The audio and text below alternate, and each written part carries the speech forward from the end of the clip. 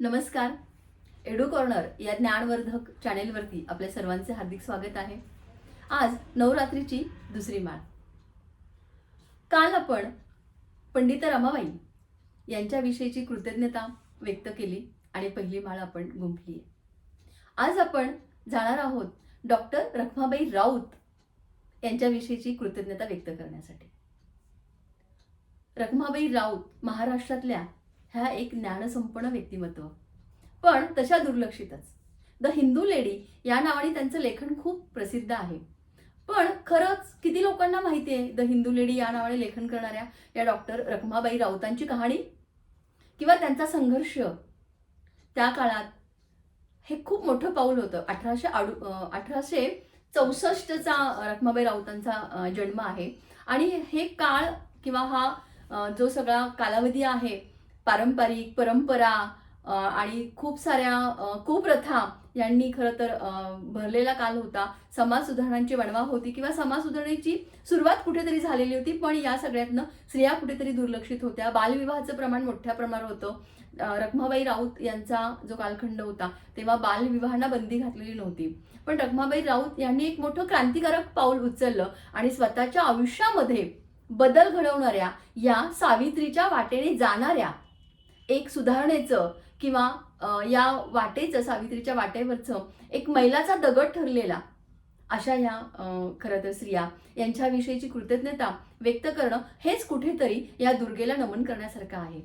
तर डॉक्टर रखमाबाई राऊत यांची ही कहाणी किंवा त्यांचा तो प्रवास आपण जाणून घेऊयात. आज माझ्यासोबत आहेत महाराष्ट्र अंधश्रद्धा निर्मूलनाच्या राज्याच्या सरचिटणीस ॲडव्होकेट रंजना गवांदे मॅडम. गवांदे मॅडम नमस्कार, आपले स्वागत आहे. मॅडम, रखमाबाई राऊत ह्या खरं आपल्याला कशा भावल्या?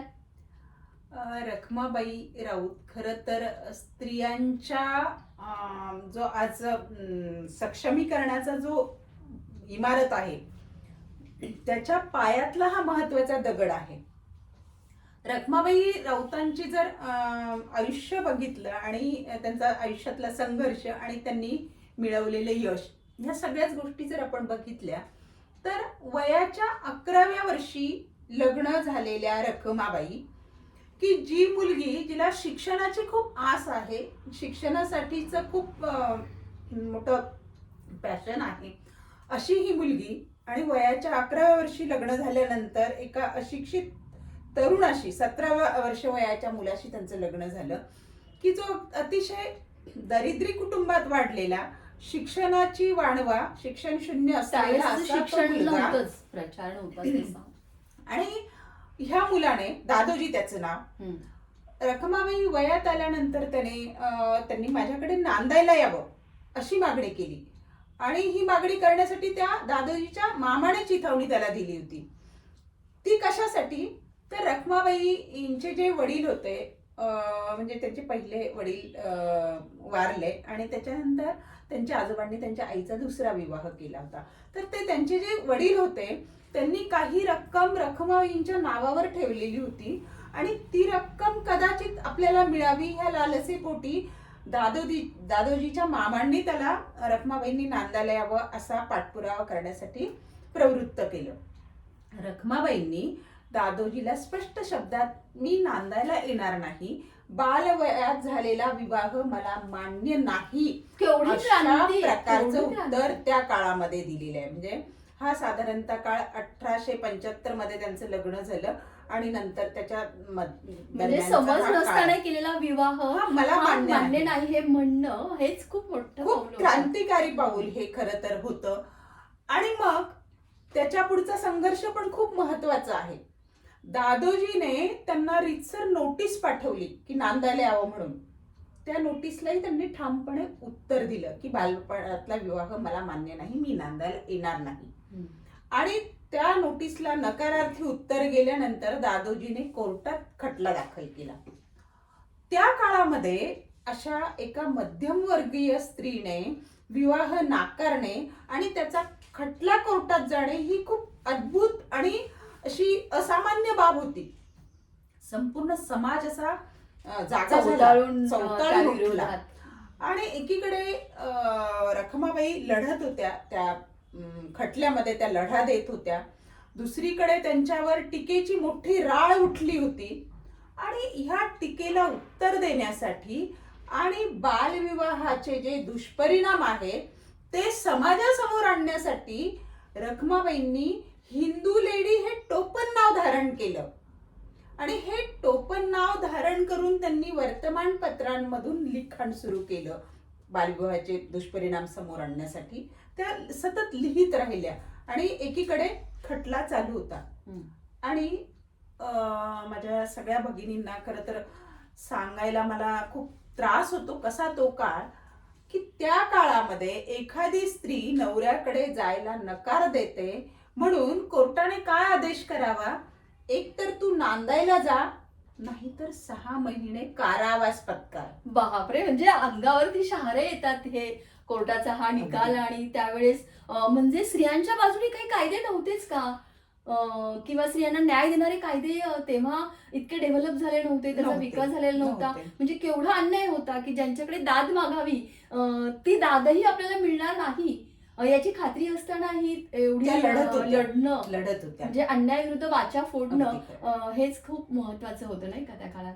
आणि मग रखमाबाई म्हणाल्या, हो मी कारावास पत्करेल, परंतु माझ्या इच्छेविरुद्ध झालेला विवाह मी मान्य करणार नाही. वा, म्हणजे स्वतःच स्वातंत्र्याची केवढी मोठी किंमत त्यांना मोजावी लागली, केवढे मोठा संघर्ष करावा लागला. खरं तर आताच्या ह्या तरुण मुलींपुढे हा खूप मोठा आदर्शवत खटला आहे की स्वातंत्र्याची किंमत काय असते. आणि स्वातंत्र्य हे इतकं खरं सहजासहजी मिळणारी गोष्ट नाही. आपल्याला सगळ्या गोष्टी खूप सहज मिळू शकतात, पण स्वातंत्र्य मिळण्यासाठी स्वतः काही ज्या आपण म्हणूयात आमिषाला बळी पडतात बऱ्याचशा गोष्टींना, ह्या गोष्टीचा त्याग करणं किंवा सुख वस्तू जीवन जगणं ज्याला म्हणतोय, ह्याला त्याग करावा लागतो. जेव्हा तुम्हाला स्वातंत्र्य हवंय, स्वतःच्या मर्जीने जगणं म्हणूयात किंवा स्वतःचे विचार आणणं, स्वतःचं अस्तित्व उभं करणं, हे काही तितकं सोपं नव्हतं. आणि रखमाबाई राऊतांचा हा त्यांच्या डॉक्टर रखमाबाई राऊत पर्यंतचा प्रवास हा काही इतका साधा सोपा नव्हता. म्हणजे तो आत्ताचा आपण आत्ता विचार करून त्या काळात त्या कशा जगल्या असतील, म्हणजे अंगावर काटा येतो हे ऐकूनही, हा स्ट्रगल जो आहे तो पाहून. आणि मग ह्या खटल्याला आता सामोऱ्या गेल्या, खटल्याचा निकाल त्यांच्या विरोधात गेला. आणि त्या काळात म्हणजे ज्यांचा उल्लेख आपण मागच्या पहिल्या माळेच्या पंडिता रमाबाई त्यांच्या मदतीला धावून आल्या ह्या न्यायालयीन प्रक्रियेमध्ये. एका स्त्रीने दुसऱ्या स्त्रीला मदत केल्याचं उदाहरण आहे. खरं तर पंडिता रमाबाईंनी जे आर्य समाज जी संस्था स्थापन केलेली होती, त्या संस्थेच्या रखमाबाई चिटणीस होत्या. जे स्त्रियांसाठीचं काम त्या सुरू झालेलं होतं त्यांचं रमाबाईंच्या साथीने. आणि अशी ही प्रगल्भसी स्त्री. आणि मग शिक्षा झाल्यानंतर रमाबाई म्हणाल्या की नाही आपण अपील करू. त्याच्यात त्यांनी अपील केलं, परंतु अपील केल्यानंतर त्यांचा जो पती होता दादोजी, त्यालाच कदाचित असं वाटलं की अपिलाचा निकाल आपल्या बाजूने झाला आणि ही खरोखर आपल्याकडे जर नांदायला आली तर एवढी ही प्रगल्भ ज्ञानी स्त्री आपल्याला हे सगळं पेलवेल का? म्हणजे ज्ञानी स्त्रीला न्याय देता येणं, असा समाज निर्माण करणं किंवा तो असणं हे आजही खूप कठीण आहे. आणि जेव्हा अशा ज्ञानी स्त्रीला किंवा प्रगल्भ स्त्रीला न्याय देता येत नाही तेव्हा ती अक्कलशून्य आहे, फार पुढे जाते आणि मग तिला खूप टीकेला, लांछनास्पद किंवा मग तिच्या अगदी चारित्र्यावरती शिंतोडे उडवण्यापर्यंत समाज पोहोचतो. आणि म्हणजे खरं तर समाजाला सुद्धा अशा स्त्रिया पचवणं हे अवघड आहे. म्हणजे आपला समाज अजून समाजालाच खरं सक्षमीकरण करण्याची गरज आहे, विचार बनवण्याची गरज आहे. त्या काळामध्ये दादोजीला जे वाटलं मला हे पचवता येणार नाही, मग तो कुठेतरी तडजोडीला तयार झाला. आणि त्या काळामध्ये 200 रुपये दादोजीने घेतले रखमाबाईंच्या पतीने आणि त्या खटल्यात मध्ये तडजोड केली. तो खटला तिथे मिटला. परंतु ह्या खटल्यामुळे बालविवाहाच्या कुप्रथेच्या बाबत संबंधाने खूप लेखन रखमाबाईंनी केलं. त्या बालविवाहाच्या दुष्परिणामांना रखमाबाईंनी वाचा फोडली त्या काळामध्ये. ह्या खटल्याच्या निमित्ताने तो एक खूप मोठा लेखन त्यांनी एक वेगवेगळ्या वर्तमानपत्रांमधून हिंदू लेडी म्हणून जे केलेलं आहे ते खूपच मोठं आहे काम. आणि मग तिथे तडजोड झाल्यानंतर रखमाबाई तिथे थांबल्या नाही, तर त्या पुढे शिकण्यासाठी परदेशात गेल्या. परदेशात जाऊन डॉक्टर झाल्या रखमाबाई, आणि डॉक्टर होऊन पुन्हा स्वदेशामध्ये आपल्या देशातल्या लोकांची सेवा करण्यासाठी पुन्हा त्या स्वदेशात आल्या. आणि स्वदेशात आल्यानंतर त्यांनी वैद्यकीय व्यवसाय सुरू केला. म्हणजे आपल्या सगळ्यांना माहिती आहे की पहिल्या महिला डॉक्टर म्हणून आनंदीबाई जोशींचं नाव घेतलं जातं. परंतु आनंदीबाई जोशी त्यांच्या प्रकृती अस्वास्थ्यामुळे व्यवसाय करू शकल्या नाही. त्यांनी प्रॅक्टिस नाही केली, शिक्षण घेतलं पण प्रॅक्टिस. परंतु पहिल्या महिला डॉक्टर व्यवसाय करणाऱ्या, प्रॅक्टिस करणाऱ्या आणि समाजाला व्यक्तिगत कृतीतून काहीतरी समाजापुढे आदर्श निर्माण करणाऱ्या डॉक्टर रखमाबाई राऊत ह्या खरोखरच खूप आपल्या सर्वच स्त्रियांसाठी मोठा हा आदर्श आहे, प्रेरणादायी आहे, प्रेरणास्थान आहे. पण किती दुर्लक्षित राहिले ना त्या खरं मॅडम. म्हणजे रखमाबाई राऊतांचं ना कुठल्या अभ्यासक्रमात आपण शिकलोय, ना शाळेपासून त्यांचं नाव घेतलं गेलंय, ना घरात कोणी आपल्याला रखमाबाई राऊत यांच्याविषयी सांगतंय. म्हणजे यांचं कार्य इतकं मोठं आणि महान आहे. कारण हे पाऊलच आहे. आत्ताही मॅडम मला वाटतं तुम्ही बालविवाहाच्या विरोधात लढा तुमचा अजूनही चालू आहे. म्हणजे आपण 21व्या शतकाच्या पुढे आलोय तरी पण बालविवाह लढा आहे आणि समाजामध्ये अजूनही खूप मोठ्या प्रमाणात हे आहे. आणि हे एवढं असूनही 1800 या काळामध्ये हे लढणं, पुढे येणं, आणि तरी आज त्यांचं नाव मात्र नाहीये किंवा घेतलं जात नाही. 1864 मध्ये जन्मलेली स्त्री 1875 मध्ये विवाह होतो आणि त्या काळामध्ये बालविवाह नाकारणं हा खूप मोठा विद्रोह होता, खूप मोठी घटना होती. आणि ह्या रखमाबाईंवर अगदी टिळकांसारख्या व्यक्तींनी खूप मोठ्या प्रमाणात त्यावेळेस टीका झाली. अनेक सुधारकांनी जे समाज सुधारक टिळकच नाहीत, पचवणं जसं अवघड होतं, अनेकांनी रखमाबाईंवर त्या काळामध्ये टीका केली. परत समाजाच्या प्रवाहाच्या विरोधात, समाजाच्या प्रवाहाच्या विरोधात त्या लढतायत किंवा बोलतायत असं म्हणून त्याच्यावर. म्हणजे मला ना खरं याच्याने एक म्हणा असं वाटतं की जेव्हा आता मीही कॉलेजमध्ये जेव्हा शिकवते, मुलींशी बोलते की अरे शिक्षण पूर्ण होण्याच्या आधी का लग्न करताय तुम्ही, तर मुली असं सांगतात, म्हणजे 18 वर्ष पूर्ण झालेल्या मुली पण, की आमचं घरच्यांपुढे काही चालत नाही, आम्ही त्यांना नाही म्हणू शकत नाही, किंवा मागे आमच्या बहिणी आहेत त्यांचं लग्न करायचं आहे.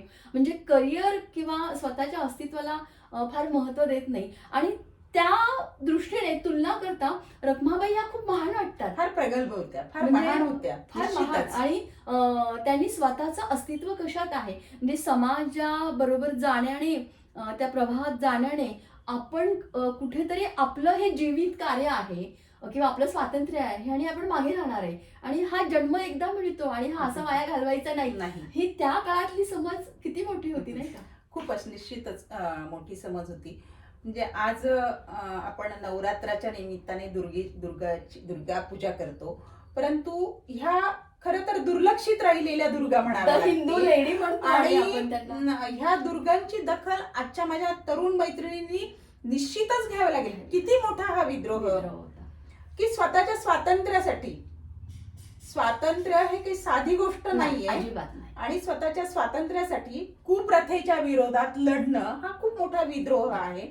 आणि तो डॉक्टर रखमाबाईंनी केला. म्हणजे परदेशात डॉक्टर होऊन आल्यानंतर सुद्धा त्यांनी स्वदेशात येऊन वैद्यकीय व्यवसाय गुजरातमध्ये त्यांनी सुरू केला. सुरतला, गुजरातमध्ये वैद्यकीय व्यवसाय सुरू केला आणि मरेपर्यंत त्या लोकांची सेवा करत होत्या, वैद्यकीय व्यवसाय करत होत्या.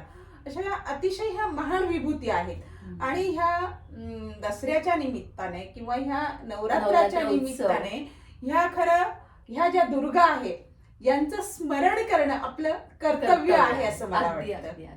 त्यांच्याविषयी कृतज्ञता व्यक्त करणं आणि त्यांचं कार्य अजून संपलेलं नाहीये, हे तुम्हाला आम्हाला मिळून हे पुढे घेऊन जावं लागेल आणि त्याच्या विरोधात आवाज उठवावा लागेल. जेव्हा कुठे अन्याय होतोय, कुठे बालविवाह होतोय, तर हे कार्य खरं तर करत राहणं किंवा या कार्याला, म्हणजे जिथे कुठे बालविवाह होत असेल तिथे कडाडून विरोध करणं, मला वाटतं हे रखमाबाईंना याच्याशिवाय वेगळी आदरांजली काही ठरणार नाहीये किंवा वेगळी दुर्गा पूजा काय. महाराष्ट्रात आणि महाराष्ट्राच्या बाहेर रोजचे होणारे जे बालविवाह आणि त्याचं प्रमाण म्हणजे रेकॉर्डवर येणारे कमी आहे, हे जर बघितलं तर अतिशय खेद निर्माण होतो. आणि आजच्या ह्या रखमाबाईंचं स्मरण करताना त्या बालविवाह थांबवण्यासाठी खरं तर फक्त मी माझ्या सख्यांना मैत्रिणींनाच नाही तर समस्त समाज, समाजाला समाज. आवाहन करते की त्यांचं स्मरण करताना ह्या दसरा किंवा नवरात्र साजरं करताना बालविवाह थांबवण्यासाठी जरी आपण प्रयत्न केले तरी खऱ्या अर्थाने ह्या विभूतींना आदरांजली ठरेल. किंवा आपल्या आजूबाजूला समाज असतो किंवा आपल्याकडे येणारे काम करणारे काही लोक असतात, सेवा देणारे काही लोक असतात किंवा मदतनीस असतात, तर त्यांच्यापर्यंत सुद्धा आपण की बाबा तुमच्या मुलांना शिकवा, त्यांचे बालविवाह करू नका, मुलीला तिला एक उंच भरारी घेऊ देत, आकाशात उडू देत, तिचं एक छान जीवन तिला जगू देत, असं जरी आपण त्यांना प्रेरित केलं किंवा त्यांना उत्साह त्यांना दाखवला की हा समाज तुमच्या पाठीशी आहे, तरी पण ही मोठी पूजा असणार आहे. नक्कीच. प्रत्येकानेच खरं तर असं सीमेवर जाऊन लढणं हे काही शक्य नाहीये, पण या रीतीने आपण आपल्याच समाजामध्ये एक छान भूमिका घेऊन, लढवायची भूमिका घेऊन पुढे कार्यरत राहू शकतो, नाही का? खरं तर या निमित्ताने डॉक्टर रखमाबाई राऊत यांना एकदा स्मरण करता आलं आणि त्या निमित्ताने त्यांच्याविषयीचं कार्य आपल्याला जाणून घेता आलं आणि या सगळ्या कार्याची किंवा जाणीव आपल्यापर्यंत पोहोचवली. माझी सखी ॲडव्होकेट रंजना गवांदे मॅडम, आपले मी खरंच खूप आभार व्यक्त करते. धन्यवाद.